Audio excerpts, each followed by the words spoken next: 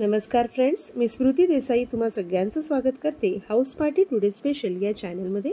आणि आज आपण पाहणार आहोत च्यवनप्रकाशची रेसिपी। अगदी घरगुती पद्धतीने आवळा आणि काही खडे गरम मसाल्यांचा वापर करून आपण हे च्यवनप्रकाश बनवलेला आहे। रोज सकाळी 1 चमचा दुधासोबत लहान मुलांना किंवा अगदी तुम्ही सुद्धा हे घेतलं तर छान असं इम्युनिटी बूस्टचं तुमचं काम होणार आहे। सध्याच्या या वेदरमध्ये सततच सर्दी, पडसं, खोकला, व्हायरल फीवरने आपण सगळे त्रस्त झालेलो आहोत। मग अशा वेळी इम्युनिटी बूस्ट करणारं मात्र अगदी घरगुती पद्धतीने बनवलेलं हे च्यवनप्रकाश तुम्ही सुद्धा ट्राय करू शकता। चला तर मग ह्याची रेसिपी पाहूया।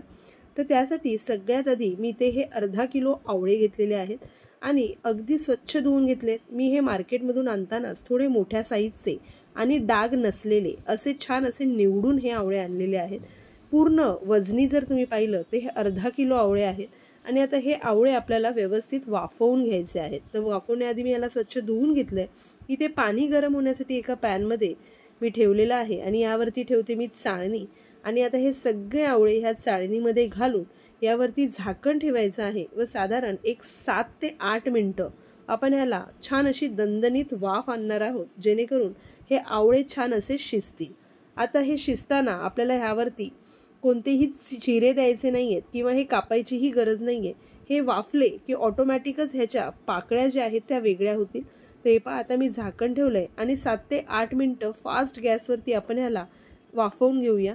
तर हे पहा 8 मिनिटं झालेली आहेत। मी झाकण काढते व तुम्ही पाहू शकता आपले जे आवळे आहेत ते छान असे वाफले गेलेले आहेत व याच्या पाकळ्या ज्या आहेत त्या मोकळ्या झालेल्या आहेत। आता हे आपल्याला व्यवस्थित थंड करून घ्यायचे आहेत व थंड झाल्यानंतर आपण ह्याच्या बिया काढून मिक्सरमधून ह्याची छान अशी पेस्ट करून घेणार आहोत।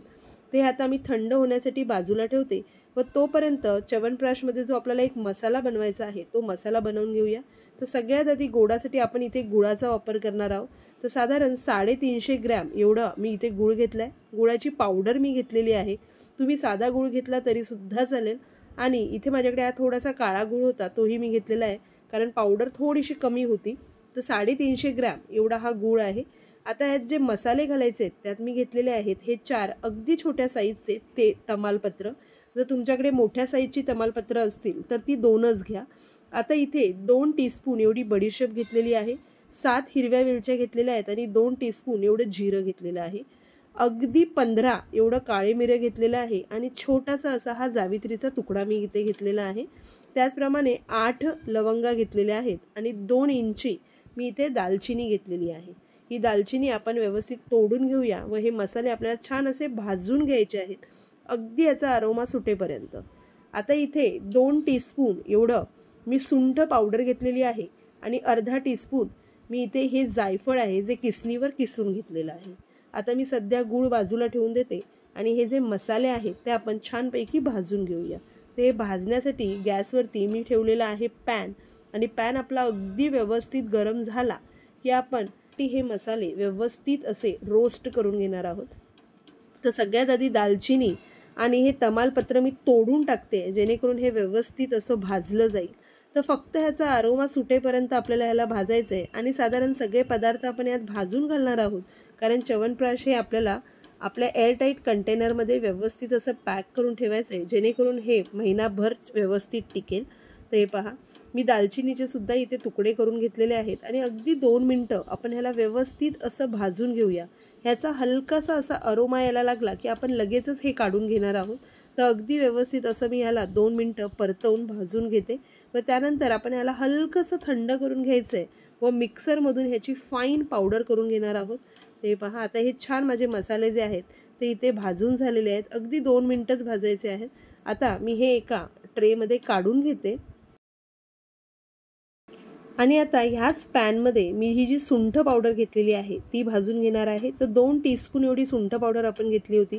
जर तुमच्याकडे पावडर नसेल तर पूर्ण 1 इंच एवढा सुंठाचा तुकडा जरी तुम्ही घेतला तो बत्त्याने चेचून मग तोही व्यवस्थित भाजून घ्या। यात फक्त जायफळ पूड जी आहे ती आपण भाजलेली नाहीये, कारण जायफळ लगेच त्याचा अरोमा जो आहे तो रिलीज करेल आणि आपल्याला तो च्यवनप्रकाशमध्ये पाहिजे आहे। आता हे मसाले मी थंड होण्यासाठी ठेवते व त्यानंतर मी ह्याची छान पावडर करून घेणार आहे। तर इथे आपले आवळे सुद्धा थंड झालेले आहेत आणि आता हे जे आवळे आहेत ह्याच्या बिया काढून घ्यायच्यात आपल्याला आणि त्यानंतर हे बिया काढलेले जे आवळे आहेत हे आवळे आपल्याला मिक्सरमधून छान अशी याची फाईन पेस्ट करून घ्यायची आहे. अजिबातही पाणी न वापरता आपल्याला ह्या आवळ्यांची पेस्ट करून घ्यायची आहे. मध्ये 1-2 वेळा चमच्याने ढवळून मग आपण ह्याची छान अशी पेस्ट करून घेऊया. तर हे पहा, अगदी व्यवस्थित अशी याची फाईन पेस्ट मी करून घेतलेली आहे व मध्ये अजिबातही आवळ्याचे तुकडे राहिलेले नाही आहेत. फाईन अशी पेस्ट आता ही आपल्याला तुपावरती परतवून घ्यायची आहे. तर त्यासाठी मी इथे गॅसवरती पुन्हा एकदा पॅन ठेवलेला आहे व अगदी मेजरमेंट द्यायचं झालं तर आता मी यामध्ये तूप घालणार आहे आणि एवढ्या आवळ्यांसाठी आपल्याला साधारण 9 ते 10 चमचे तूप लागणार आहे. सध्या आवळे परतवताना मी इथे 7 चमचे म्हणजे 7 टेबलस्पून एवढं तूप घेतलेलं आहे आणि ही सगळी पेस्ट आता मी या तुपात घालते आणि व्यवस्थित अशी आपल्याला ही परतवून घ्यायची आहे. यामधलं सगळं मॉइश्चर निघेपर्यंत आपण अगदी व्यवस्थित असे हे आवळे ह्या तुपावरती परतवून घ्यायचे आहेत. तुम्हाला सध्या यामध्ये हे तूप जास्त वाटत असेल, पण जसे आवळे आपले छानपैकी यामध्ये भाजले जातील त्यानंतर तुम्ही पाहाल अगदी जे तूप आहे ते आवळ्यांच्या पेस्टमध्ये व्यवस्थित असं मिक्स होतं आणि अजिबातही तूप वरती तरंगताना तुम्हाला दिसणार नाही. ते एवढं तूप आपल्याला लागणार आहे. आणि आवळ्यांबद्दल तर काय सांगायचं, सध्या सीझन चालू आहे. छान फ्रेश असे आवळे मार्केटमध्ये येत आहेत आणि आवळ्याचं लोणचं झालं, आवळा कँडी झालं, अगदी आवळे किसून मीठ जिरंपूड घालून जर तुम्ही हे वाळवलं तर ते सुद्धा तुम्ही जेवणानंतर खाऊ शकता. आवळा हा खूप पाचक आहे. केसांसाठी, स्किनसाठी आणि इम्युनिटीसाठी तर आवळ्याचं महत्त्व खूप जास्त आहे. तर तुम्ही सुद्धा जर हे फ्रेश आवळे तुम्हाला मिळत आहेत तर मार्केटमध्ये घेऊन या आणि अशा पद्धतीने वेगवेगळ्या रेसिपीज बनवून तुमच्या आहारामध्ये ह्याचा समावेश करा. हे पहा, अगदी छान असं आता हे आवळे आपल्याला तुपावरती भाजून घ्यायचे आहे. ही पेस्ट जी आहे ती छान अशी भाजून घेतल्यानंतर आपण यामध्ये जे आपण गूळ घेतलेला आहे तो ॲड करणार आहोत आणि कन्सिस्टन्सी जी आहे भाजायची ती तुम्हाला दिसेल. तर हे पहा, पेस्ट जवळजवळ 10 मिनटं झाली मी ह्याला छान असं सतत ढवळत परतवून घेतलेलं आहे आणि यामधला जो वॉटर कंटेंट होता तो सगळा इव्हॅपोरेट होऊन छान अशी आपली ही पेस्ट जी आहे ती तुपावरती भाजली गेलेली आहे. आता आपल्याला गूळ घालायचा आहे. तर 500 ग्रॅम आवळ्यांची आपण पेस्ट करून घेतली होती व यामध्ये आपण पूर्ण 350 ग्रॅम गूळ वापरणार आहोत. तर सुरुवातीला घालताना मी 250 ग्रॅमच गूळ घातला आणि ह्याला छान असं मी मिक्स करून घेतलं. आपण याची टेस्ट बघूया. प्रत्येकाची गोडाची चव वेगळी असते. तर जर कोणाला अगदी व्यवस्थित जे बाहेर मिळतं अशा पद्धतीचंच गोडसर च्यवनप्राश पाहिजे असेल तर पूर्ण 350 ते 400 ग्रॅम तुम्हाला ह्यामध्ये गूळ वापरावा लागेल. माझ्या चवीनुसार मी ह्यामध्ये 350 ग्रॅम गूळ घातला होता आणि अगदी व्यवस्थित गोड हे च्यवनप्राश झालेलं आहे. तर आता हे गूळ अगदी व्यवस्थित आपल्याला या पेस्टमध्ये मिक्स करून घ्यायचं आहे. तर तुम्ही पाहू शकता छान असा कलर आपल्या च्यवनप्राशला आलेला आहे. आता हा गूळ अगदी व्यवस्थित आपल्या या आवळ्याच्या पेस्टमध्ये परतला गेला की थोडा आपल्याला एक 5 ते 7 मिनटं याला पुन्हा एकदा व्यवस्थित परतवून घ्यायचं आहे. आणि आता इथे मी गोड टेस्ट केलेलं आहे तर थोडंसं गोड आणखीन लागेल. तर जे प्रमाण मी तुम्हाला सांगितलं 500 ग्रॅम आवळ्यासाठी 350 ग्रॅम एवढा गूळ अगदी व्यवस्थित आहे. आणि मी इथे गुळाची पावडर वापरली आहे. तुमच्याकडे जर पावडर नसेल तर जी ढेप येते ती ढेप बारीक किसून मग 350 ग्रॅम वजनी करून घ्या आणि वापरा, जेणेकरून गूळ लवकर ह्यामध्ये वितळेल आणि अगदी फार जास्त गरम झाल्यामुळे घट्ट होणार नाही. आता थोडीशी ह्याला तकाकी यावी म्हणून मी पुन्हा 1 चमचा तूप यामध्ये घातलेला आहे व पुन्हा एकदा मी ह्याला व्यवस्थित असं मिक्स करून घेते. ते पहा, आता हा जो गूळ आहे तो छानपैकी आपल्या या मिश्रणामध्ये मिक्स झालेला आहे.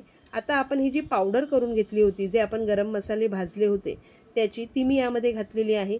तुम्ही ही पाहिजे तर चाळणीने चाळून मगही वापरू शकता, पण मी अगदी फाईन केली होती. यामध्ये काहीच तुकडे किंवा काही राहिलेले नाही आहेत, त्यामुळे ही डायरेक्ट मी यामध्ये टाकली आणि आता ह्याला मी छान असं मिक्स करून घेते.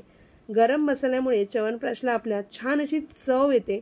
शिवाय गरम मसाले आपण सर्दीमध्ये, काढा बनवण्यासाठी, जेवणामध्ये सुद्धा आपण वापरतो, जेणेकरून जेवणाची चव वाढते. आणि 1 चमचा तूप मी पुन्हा घातलेला आहे.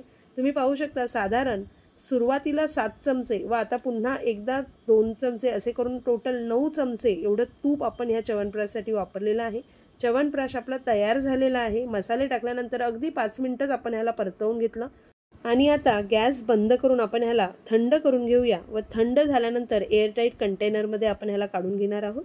तर हे पहा, थंड झाल्यानंतर मी इथे हे 2 बरण्या घेतलेल्या आहेत, यामध्ये हे काढून घेतलेलं आहे. बरण्या स्वच्छ धुवून मी वाळवून घेतल्या होत्या.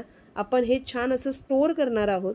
माझ्याकडे अगदी मोठी बरणी नव्हती म्हणून अशा पद्धतीने 2 बरण्यांमध्ये मी हे काढून घेतलेलं आहे. तुम्ही पाहू शकता ह्याचा जो रंग आहे तो फार छान आलेला आहे. अगदी जे आपण बाहेरचं च्यवनप्राश आणतो त्याप्रमाणे त्याचा रंग आलेला आहे. चवीला तर हे अप्रतिम झालंच आहे, पण तुम्ही जर याचं टेक्स्चरसुद्धा बघाल तर अगदी स्मूथ असं याचं टेक्स्चर आलेलं आहे आणि गरम मसाल्यांमुळे ह्या च्यवनप्राशला छान अशी चव आलेली आहे.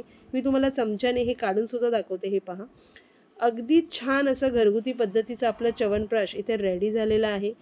अगदीच सगळे पॉवरफुल जे इन्ग्रेडियंट्स आहेत, आवळा शिवाय काही गरम मसाले, हे सगळे सर्दी पडसे खोकल्यामध्ये शिवाय इम्युनिटी बूस्ट करण्यासाठी आपल्याला हेल्पफुल आहेत. तर तुम्हीसुद्धा घरीच्या घरी अगदी सहज हे च्यवनप्राश रेडी करू शकता. रेसिपी मी तुम्हाला दाखवलेलीच आहे. नक्की ही रेसिपी ट्राय करून पाहू शकता आणि लहान मुलांपासून मोठ्यांपर्यंत सगळीजणं एक चमचा जर रोज सकाळी दुधासोबत हे तुम्ही घेतलं तर तुमच्यासाठी हे नक्कीच उपयुक्त ठरणार आहे. चला तर मग लवकर तुम्हीसुद्धा मार्केटमधून आवळे आणा आणि ही रेसिपी नक्की ट्राय करून पहा. आणि जर तुम्हाला ही रेसिपी आवडली असेल तर या व्हिडिओला जास्तीत जास्त लाईक आणि शेअर करायला विसरू नका. पुन्हा लवकरच भेटूया अशाच एका छानशा रेसिपीसोबत. तोपर्यंत एन्जॉय.